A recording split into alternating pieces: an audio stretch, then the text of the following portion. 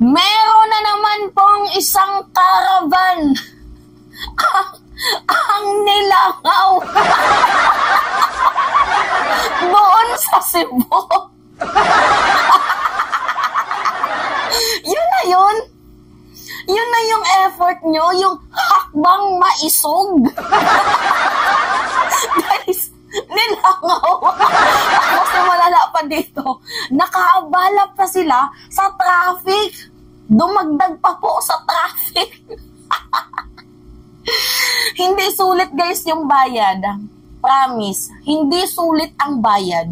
Ang daming nag-message sa akin kanina na ang iba doon umattend sa caravan, sa motor caravan, car caravan, basta caravan ng hakbang ng maisog. And ang daming nag-PM sa akin, yung iba doon umattend lang dahil pinilit ng mayor. Ang iba po umattend lang dahil daw po mayroong ibibigay na, alam nyo na, gano'n. Ang iba naman daw po doon umattend dahil gusto lang po nilang makita kung talagang totoong madami nga ba. So, ang mga vloggers po doon, nagkakalat. Nakikita ko kasi guys yung thumbnail nila sa YouTube na paparami ng paparami ang mga dumadalo. Grabe! Pero nung pinanood ko,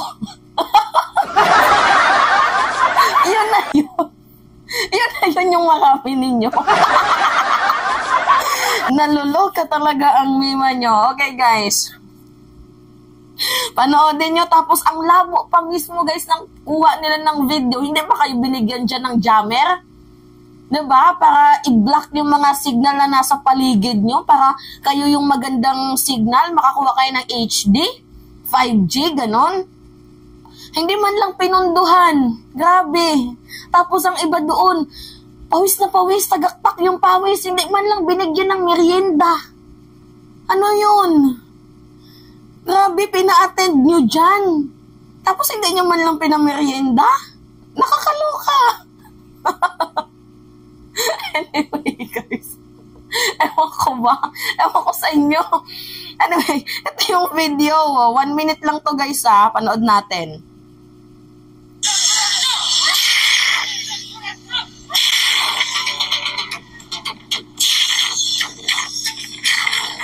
Tingnan nyo ah.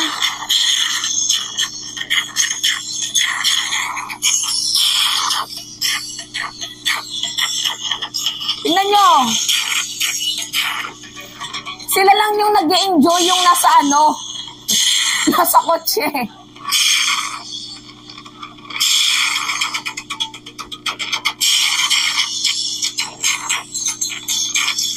Tingnan nyo. Halos walang sumusunod sa likod. Nakaabala pa guys, no? Na-traffic pa. Tingnan nyo, wala talaga. Oh, ito. Panibagong sinto. Pina-stop. Ganyan lang po guys, kadami. Tapos sasabihin nyo, ang dami.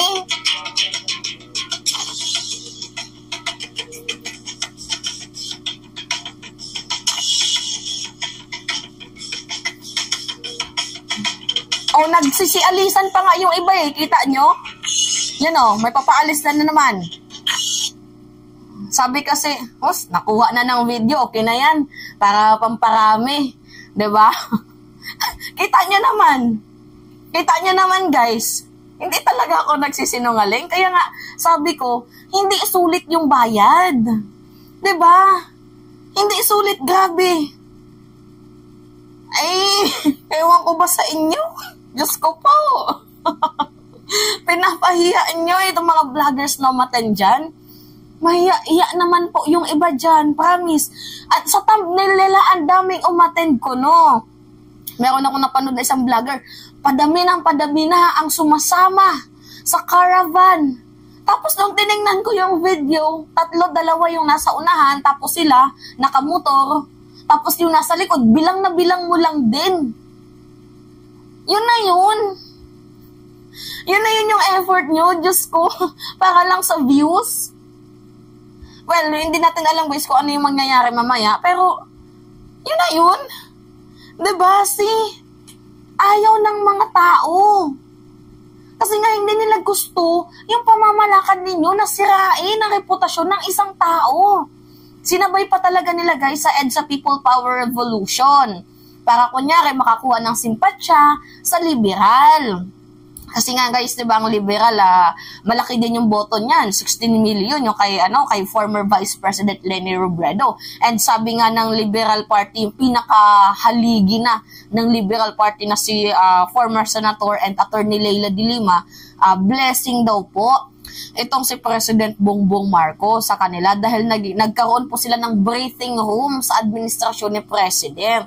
So ngayon guys, ang ginawa nila, tinapat nila ba guys sa EDSA People Power, tapos itong si Sara Duterte, naglabas ba ng DepEd memo na na dapat i-celebrate natin yung espiritu ng ng EDSA People Power, wag natin kalilimutan na nanggaling tayo sa diktadorya ng isang Marcos Sr., di ba yan po yung sinasabi niya? Nakikita nyo ba guys yung movement?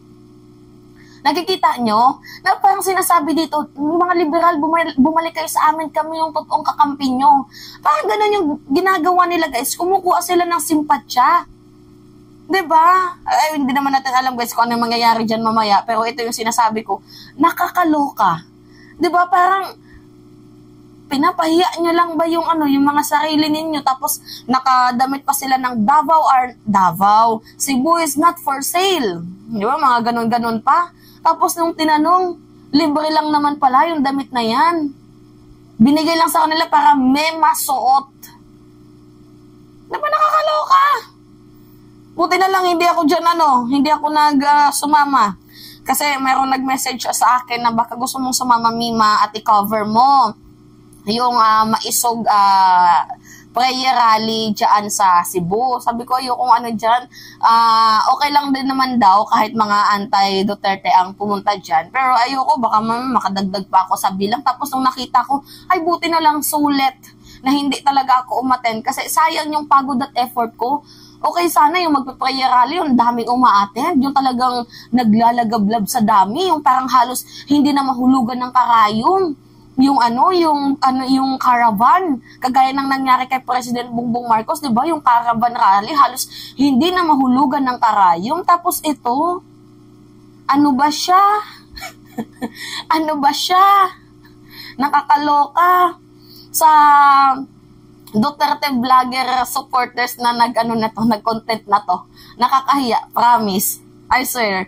Actually, yung kinuhanan ko ng video na to, friends ko, hindi niya daw pwedeng tirahin si President Duterte kasi, malapit sa kanila daw. So, taga doon lang din daw sa kanila.